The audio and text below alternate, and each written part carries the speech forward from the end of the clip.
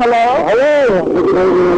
We're looking at financial center. Three of us, two broken windows. Oh, God!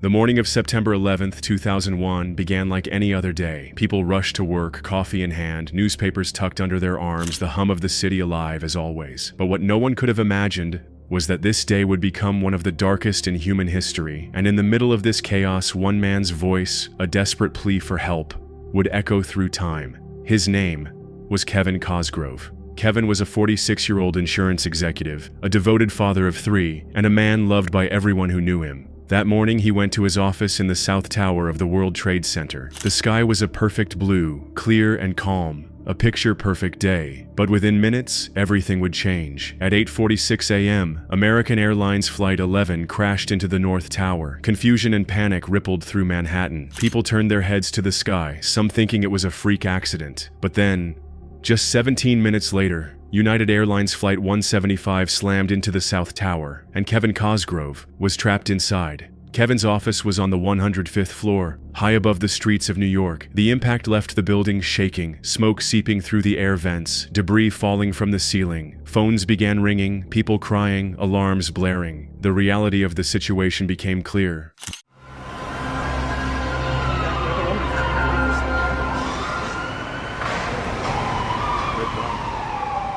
They were stuck, and the exits below were cut off by fire and destruction. Kevin did what many would do in that moment. He dialed 911. The call connected. On the other end was a calm operator. What's the telephone number? I'm waiting for MC to pick up. What's the telephone number you're calling? The MC. You can do MC 441 2623. Doing her best to keep her voice steady as chaos unfolded around her. Kevin's voice came through the line, desperate, trembling, and filled with fear. "Lady, we're not ready to die," he pleaded. There's three of us in this office. We're not ready to die, but it's getting bad. His words hit with a haunting weight. Behind him, muffled voices could be heard, his co-workers trapped alongside him. The panic in the room was palpable, every breath heavy with smoke and dread. Kevin tried to explain where they were, to give the dispatcher any detail that could help rescuers find them. We're on the 105th floor, northwest corner, right? Right. "We're on the 105th floor in the southwest corner," he said. His voice cracked, not just from the smoke, but from the sheer terror of knowing that time was running out. The operator reassured him, telling him to stay calm, that help was on the way.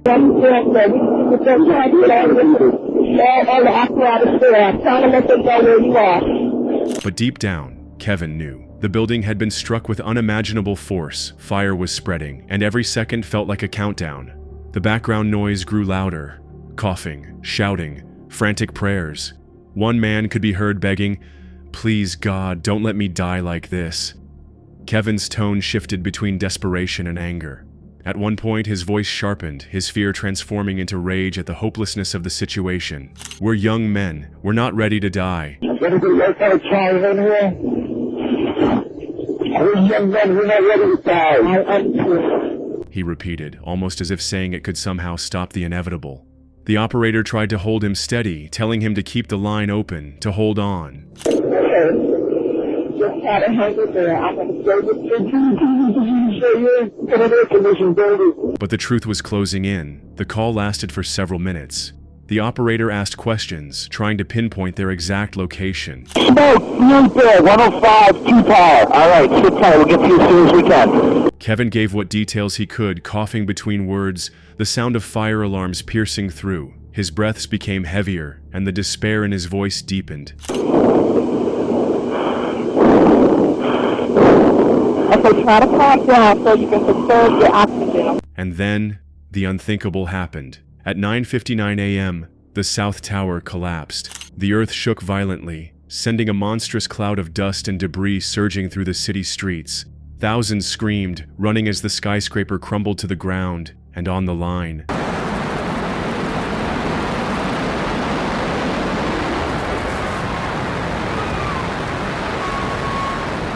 Kevin's last words were cut off. The chilling part is that the 911 recording survived. His final moments captured forever. You can hear him shouting as the tower begins to give way. That's 2 broken windows. Oh, God! The noise is deafening, steel bending, glass shattering, people screaming, and Kevin's voice, in those final seconds, cries out, "Oh God, oh!" before the line abruptly goes silent. Oh, God! It is one of the most haunting phone calls ever recorded, not because of what is said, but because of what it represents. A man, just like any of us, trapped in a nightmare beyond comprehension, clinging to life, clinging to hope, until hope ran out. For years, his final call has circulated online, shared in documentaries and news reports.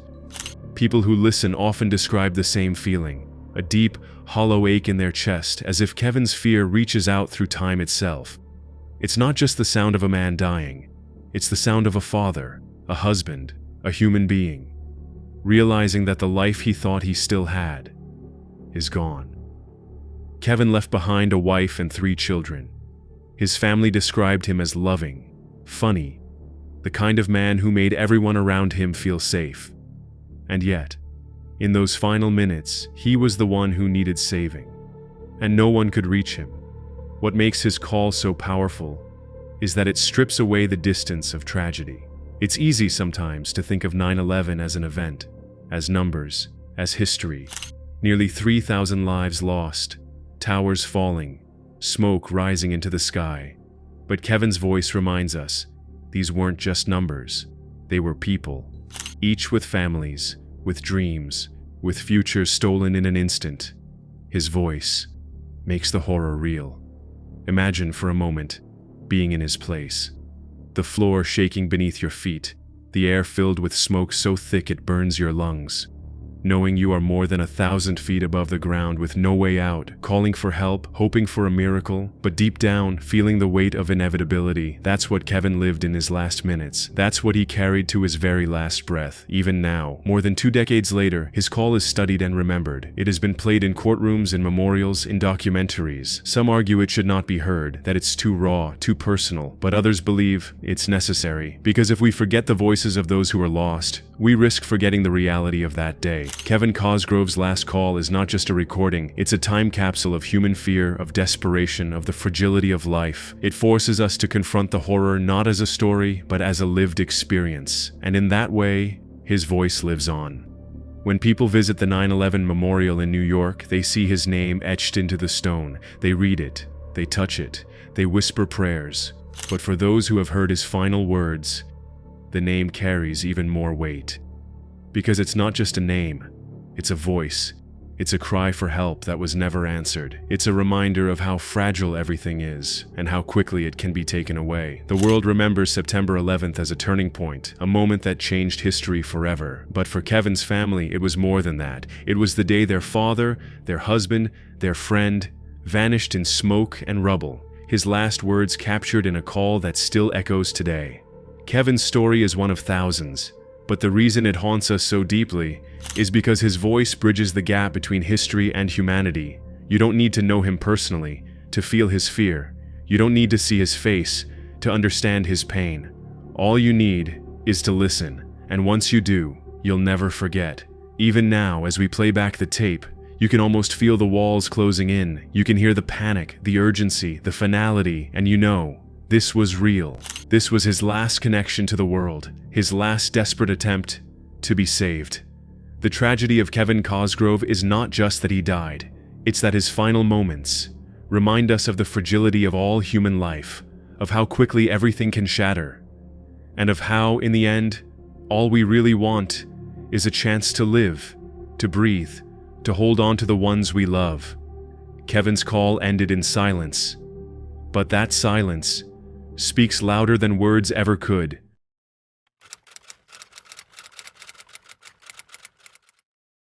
The story of Denise Amber Lee is one of the most haunting and heartbreaking reminders of how fragile safety can be, and how a single desperate phone call can echo through history. It was January 17, 2008 in Northport, Florida. Denise was just 21 years old. She was a young mother married to Nathan Lee, and together they had 2 little boys who were only 2 years old and 6 months old. Denise was described as beautiful, kind, and loving, the kind of woman whose life seemed to be only beginning. That day started like any other.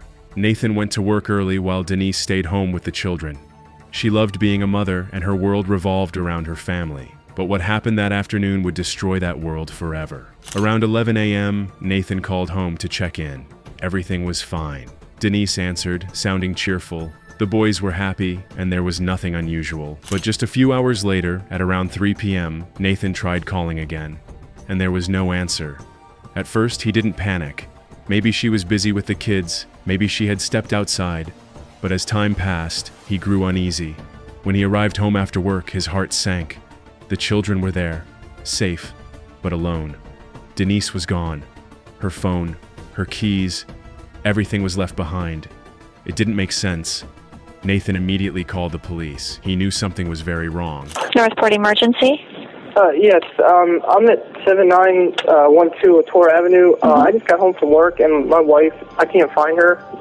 My kids were in the house, and I don't know where she is. I've looked every single place. What he didn't know was that just a short while earlier, Denise had been abducted from her own home by a man named Michael King. King was a 36-year-old man who lived nearby. He wasn't a stranger to trouble, and in fact, he had a disturbing reputation. That afternoon, for reasons that may never be fully understood, he decided to kidnap Denise. He forced her into his car while her children were still inside the house, and drove away. For hours, King held Denise captive. He drove her around, taking her to his home, and eventually to a remote rural area. But in the middle of this nightmare, something extraordinary happened. At around 6:14 p.m., while King was distracted, Denise managed to get hold of his phone. With trembling hands, she dialed 911. The call that followed has since become one of the most chilling emergency calls ever recorded. Her voice was calm, almost too calm. Hello? Help me! What's the address? What's the address that you're at? You can hear the strength of a mother fighting to survive. She spoke quietly, trying not to alert King. I'm abducted. I'm in a car. I'm with a man. I don't know where I am, she whispered. She described him. She gave as many details as she could. The make of the car, little pieces of information that could help. The dispatcher kept asking questions, trying to keep her on the line, but the call only lasted about 6 minutes, and then it ended. The phone went silent. Denise's last chance for help was cut short. But here is where the tragedy deepens. During those same hours, other people in the community noticed suspicious things. Several witnesses saw a woman screaming and pounding on the window of a car that matched Michael King's vehicle. One witness even called 911 and described the situation. Another caller reported strange behavior from the car on the highway. In total, including one call from a driver giving play-by-play of a nightmare of a crime in real time. He's going slower than I am, which is not right. Something's going on. There were 5 separate 911 calls related to Denise's abduction, 5 chances to save her, and yet, none of them resulted in police being dispatched quickly enough to stop the horror. As the hours passed, Michael King drove Denise to a remote rural area in Charlotte County. There, he brutally assaulted her, and sometime later that evening, he murdered her and buried her body in a shallow grave. She was only 21, a young mother who fought with every ounce of strength she had to survive. Meanwhile, Nathan was in agony. He had no idea where his wife was. All he knew was that she had vanished, and time was slipping away. It wasn't until the next day, after a massive search involving police and volunteers, that investigators discovered her body. The truth crushed everyone who loved her. The recordings of Denise's 911 call were later released in court. They are chilling beyond words. You can hear her calm, steady voice. A woman who knew her life was in danger, but who still fought to give police every detail she could. She would... Can you tell at all what street you're on? No. Do you know this guy that's with you? No. You don't know him from anywhere? No. was intelligent, brave, and desperate to make it home to her children. Listening to that call is like hearing the sound of hope fading into darkness. Michael King was quickly arrested. Evidence was overwhelming. DNA, witnesses, the timeline, everything pointed to him. In 2009, he was convicted of first-degree murder and sentenced to death. But for Nathan and the rest of Denise's family, justice could never truly heal the wound. She was gone, stolen from them in the most horrific way imaginable. The case of Denise Amber Lee sparked outrage, not only because of the crime itself, but because of the failures in the emergency response system. How could 5 separate 911 calls, including one from Denise herself, not lead to her rescue? She called 911. So did her husband. So did horrified witnesses, all thinking help would be on the way. They were wrong. Here's Dennis Murphy. How could so many warnings go unanswered? In the aftermath, Nathan Lee became an advocate for change. He worked tirelessly to improve 911 procedures, to ensure that no other family would suffer the same fate. His fight led to reforms across the United States, known as the Denise Amber Lee Act, which pushed for better training, better coordination, and better accountability in emergency call systems. But beyond the legal changes, what remains most haunting is Denise herself. The bravery in her voice, the calm determination of a young mother who refused to give up, even in the face of unimaginable terror. Her last words weren't just a cry for help, they were a testament to her strength. She fought until the very end. Even today, people who hear the 911 recording are shaken. It's not just a call, it's a window into pure horror. You can almost feel her presence, sitting in the back of that car, whispering into the phone, knowing that every second mattered. And then, silence. The tragedy of Denise Amber Lee is a story of failure and loss, but also of incredible courage. A reminder of how precious life is, how quickly it can be stolen, and how important it is to never forget the victims whose voices still echo long after they are gone. Denise's story continues to be told, not just as a true crime case, but as a warning, a lesson, and a legacy. She was a daughter, a wife, a mother, and in her final moments, she became a symbol of strength. Her final call lives on, haunting the world with the sound of a life cut short.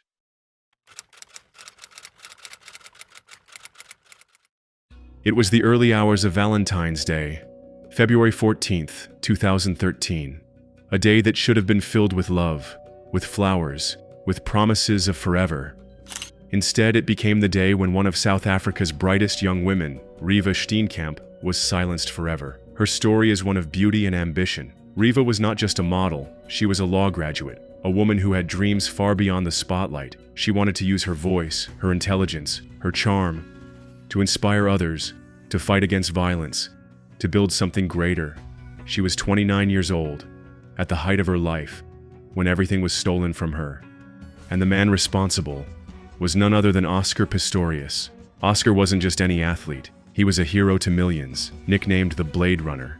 He had made history as the first double amputee to compete in the Olympics. He was admired, adored, celebrated worldwide as proof that human willpower could overcome any obstacle. He was wealthy, famous, charismatic. To the world, he was untouchable. But behind closed doors, the truth was much darker.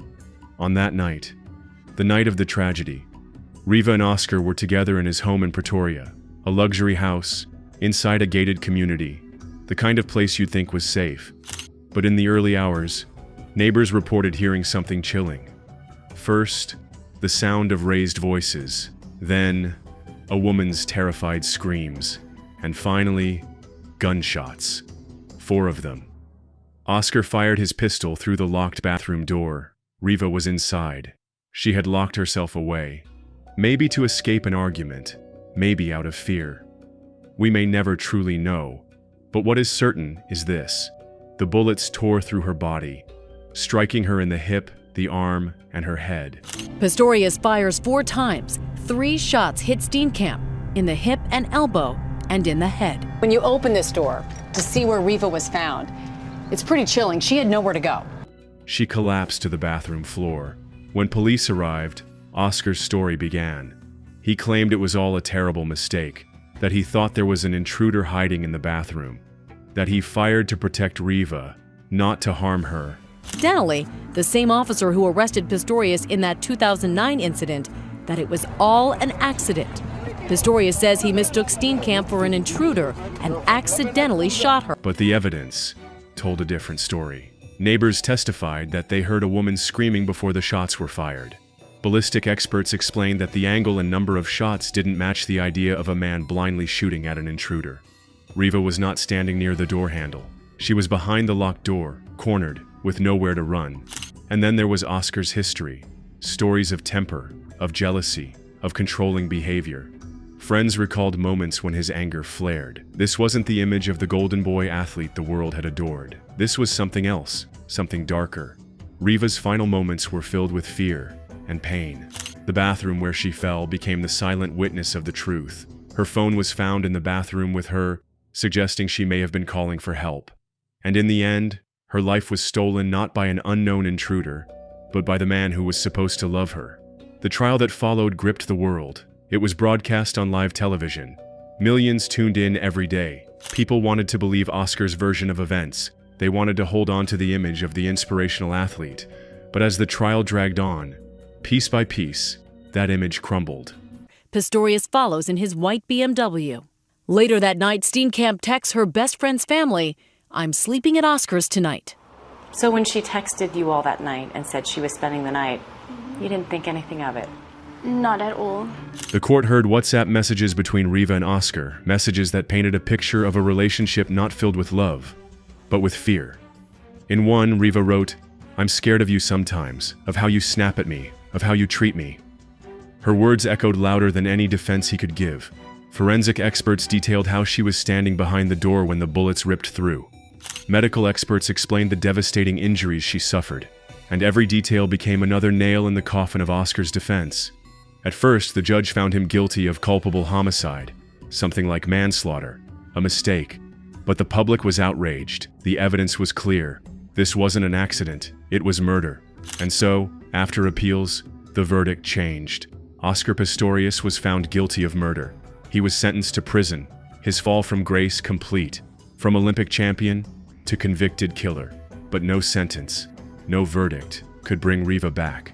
Her parents, Barry and June Steenkamp, sat through the trial every day. They listened to every detail, relived their daughter's final moments over and over again. They wept in court, but they also stood strong, demanding justice. They wanted the world to remember Reva not just as a victim, but as a daughter, a sister, a woman with dreams. And that is perhaps the greatest tragedy of all. Reva had dedicated her studies to law, and she dreamed of fighting for those who couldn't fight for themselves. The family is reminded of what Reva wanted to make of her life. Initially a lawyer or an advocate with a particular desire. The campaign that she was contributing to against the violence against women. She spoke openly about wanting to be a voice against gender-based violence in South Africa, a country plagued with horrific cases of femicide. She wanted to make a difference, and in the cruelest twist of fate, her own death became a symbol of the very fight she wanted to take on. Even today, years later. The name Reva Steenkamp sparks anger, grief, and heartbreak. Her story forces us to ask difficult questions about violence, about control, about the hidden realities inside relationships that appear perfect from the outside. Oscar Pistorius, once a global icon, will forever be remembered not for his medals, but for the night he pulled the trigger. And Reva will be remembered for her light, her beauty, and the life she should have lived. A life cut short, behind a locked bathroom door, by the man who claimed he loved her.